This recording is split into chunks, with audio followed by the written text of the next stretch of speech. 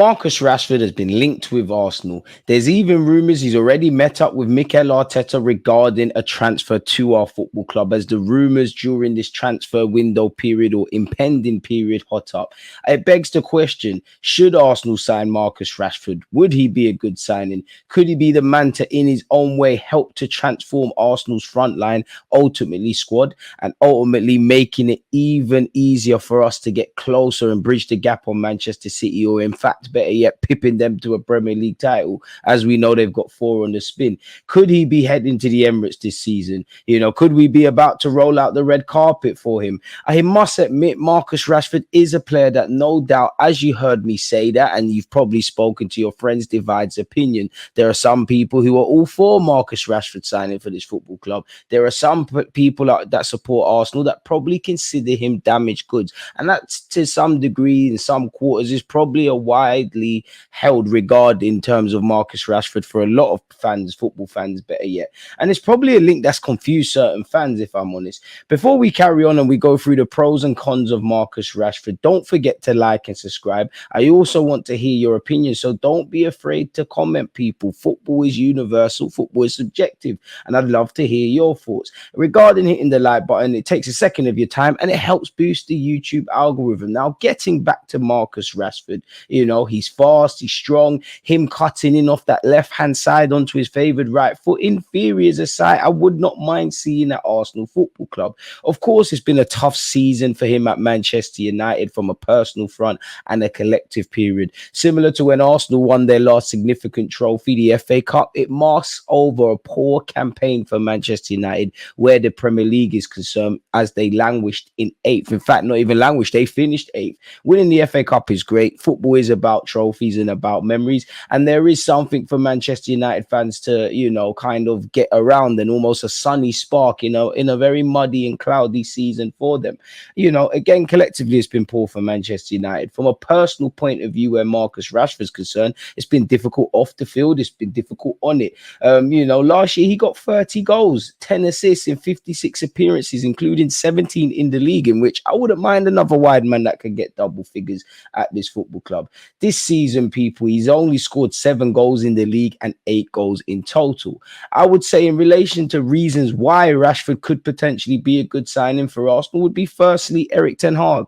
Unlike Erik ten Hag, Mikel Arteta, seems to have a good relationship with his players. Every day you type in Manchester United, there's another alleged bust up between Erik ten Hag and whatever player you keen to see you see on Google, if I'm completely honest with you. The signing of Marcus Rashford could in part ease the burden on Martinelli and also Trossard on that left-hand side, while presenting another versatile quote-unquote option for us. In terms of things to like about him, I guess he is Mr. Manchester United, in a sense. He's come through their academy. He's a homegrown, locally based player. Obviously, him being homegrown would help Arsenal as well. He's someone that's always spoken about, regardless of Manchester United's form, whether it's all rosy at Manchester United, which has not been the case post Alex Ferguson, or it's terrible like you find generally at this moment in time.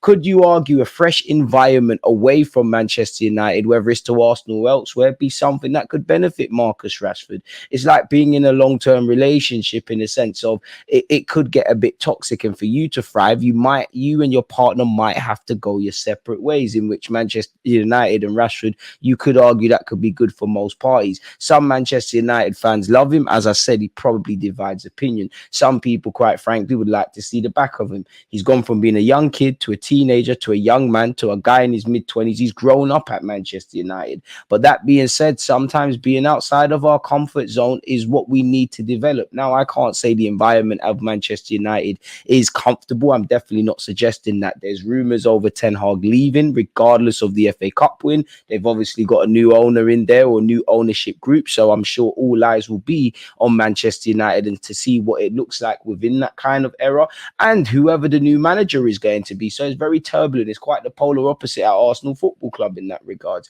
People can say what they want, and I know statistics won't be kind, but to me, I think Marcus Rashford is a big game player. I mean, he's still got an assist or two against Bayern Munich. He scored against City twice this season, and he scored against Arsenal, as he always does. So he has scored in big games against big clubs. If you include Spurs in that, lol, he's bagged against them as well, people. A confident Rashford, if I'm honest, is a problem for his opponents. He can kill you on the transition, and sometimes he's capable of great moments of brilliance. And he does have a high technical level, if in my opinion. Like, he's a good free kick taker. He's versatile, quote unquote. He's of his prime age now in terms of 26, turning 27 later this year. You know, he's got good height on him, which you've shown Mikel Arteta. We're bringing in more physically robust and taller players.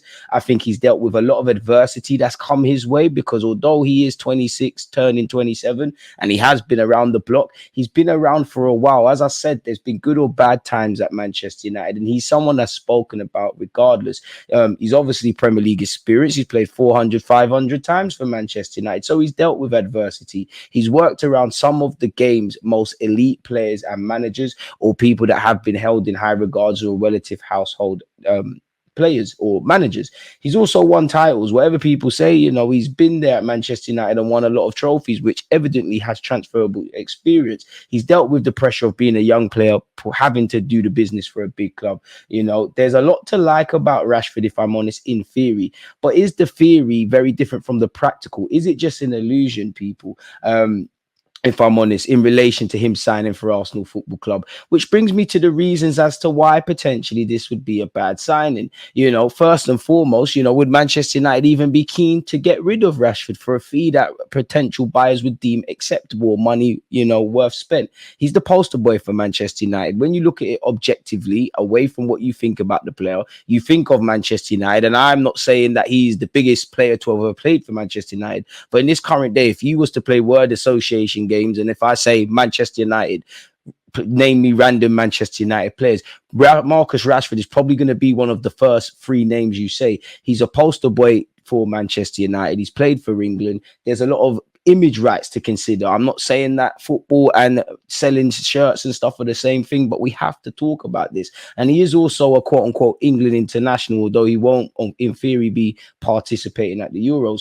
Would Manchester United want to sell him without, you know, at least to us fans, it's knowing that if they're going to stay with Ten Hag or find a new manager, would they even be keen to sell him to rivals? Again, marketability. If you was to have bought Manchester United at this moment or some sort of stake, Rashford probably isn't one of the first players you'd want to let go, if I'm completely honest. Then you talk about the wage structure and the wages that he's on and what that might mean for Arsenal Football Club. Now, it's not my money. I don't care, but he's on 350k odd a week, people, as a base salary before you talk about bonuses, etc.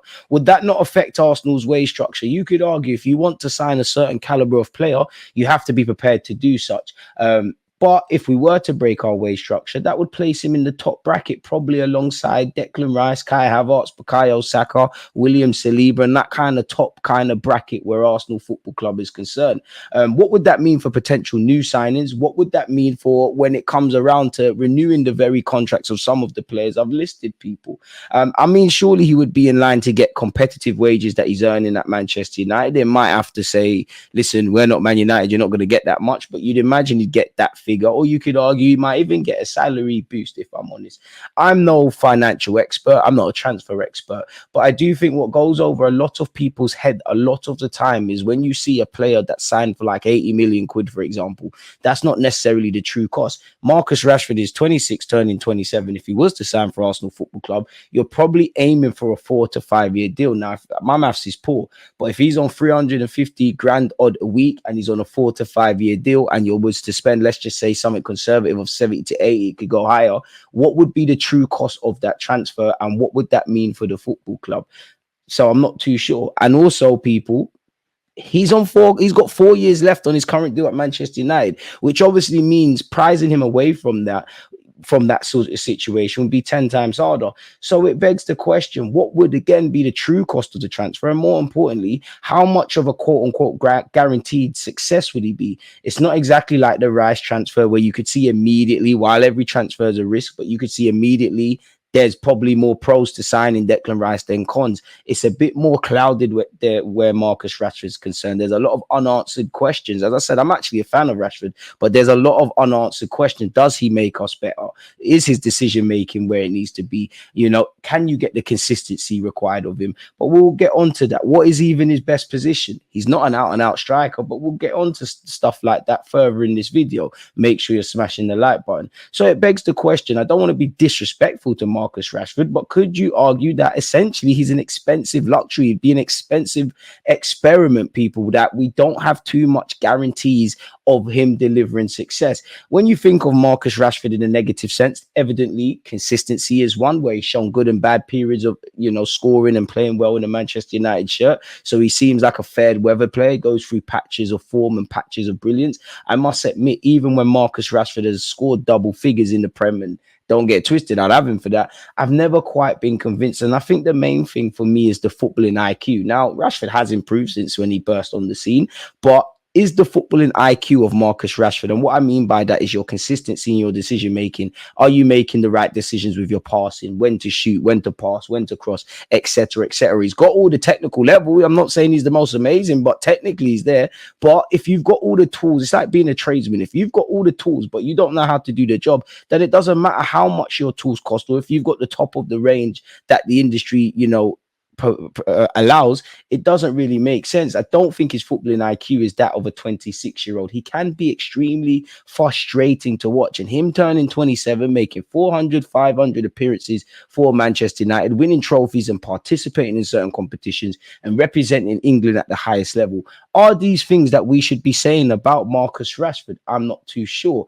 I do unfortunately consider him extremely one-dimensional, in my opinion. If the game is not open and a free-flowing kind of NBA-esque kind of style of a game, which has been the case the last couple of times we've played Manchester United, bar the game at Old Trafford, is he effective? I would render him ineffective in that regards, people. Added to that, while of course he can improve, there evidently is question marks over his hold-up play, his heading ability, his consistency in his decision-making.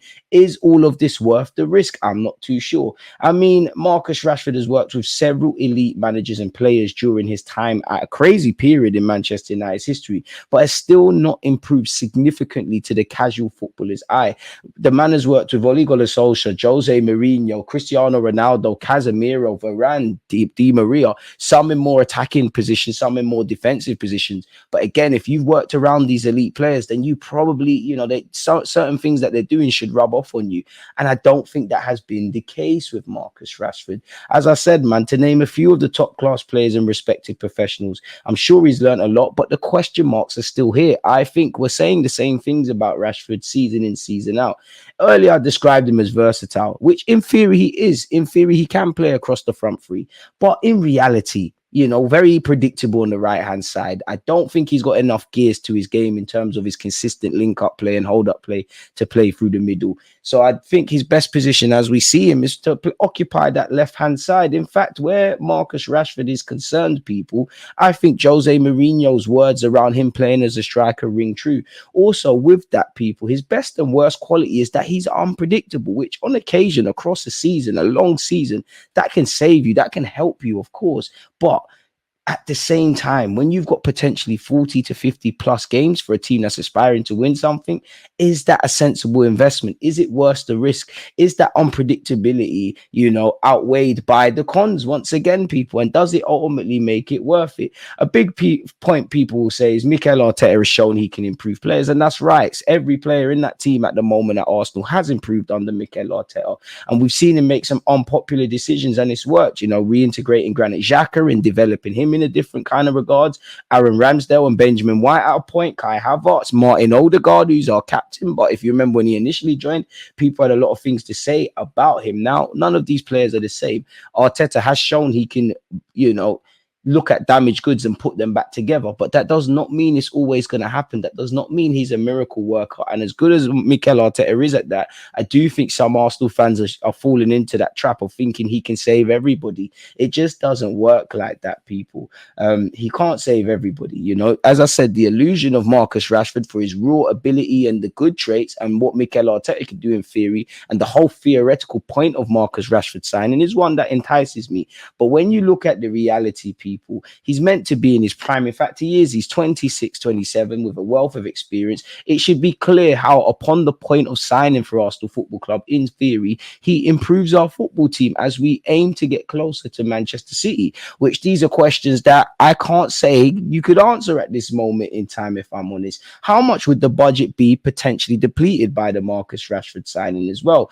Some Manchester United fans I personally speak to question his work rate. Now, is work rate not a key component or tool for Mikel Arteta's style of play.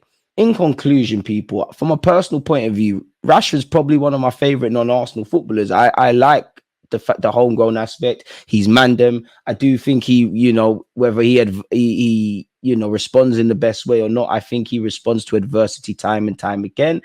He's obviously shown he's got big bullets, taking a penalty for England. It seems like he always fronts up to the music at Manchester United. He's clearly, at times have had to deal with the pressure, and he's human. As much as he has to accept a lot of criticism, sometimes it could probably be unbearable, if I'm completely honest, man. It must be hard, He's been in the public eye for a number of positive and quote-unquote negative reasons. As I said earlier, it's been a turbulent time for Manchester United from a footballing point of view. Anything Marcus Rashford does, whether it's driving cars, going on dates, going on holiday, is something that's always spoken about, people. It's bound to be too much at times. He's had to grow up fast, and the self-proclaimed introvert has had to deal with this. Now, I can't talk for what I don't know, but what are the people around him thinking, considering, the testing private issues he's also faced, and who's also been in the public eye for? Time is running out for Marcus Rashford, in my opinion, to fulfill his potential, in which, if he looks back, the amount of things he's achieved in football coming from, Manchester United's academy, he could be proud of himself. But one day he's going to look back. I can still remember when Marcus Rashford, I'm sure, scored on his first Premier League game against Arsenal, or some sort of statistic under Louis van Gaal. It feels like that was just yesterday. Now think about all the things we're saying. He's turning 27. In the next couple of years, we're going to look back at Marcus Rashford a bit like watching Wayne Rooney's career. He would have retired, people. He needs to fulfill his potential. Once again, there's rumours potentially of Erik ten Hag being sacked, and surely whoever the new manager would be would at least want the option to decide what he wants to do with Marcus Rashford. And you'd imagine Rashford making a decision to leave Manchester United. It would be a tough decision, and one that if he doesn't know he's doing it now, will never do it. I don't think it could be a snapshot decision. With all that being said, though, folks, let me know your thoughts potentially on Marcus Rashford. Don't forget to comment, to like, to share. I'm off to make some more videos for you lot. Let me know your thoughts. Peace.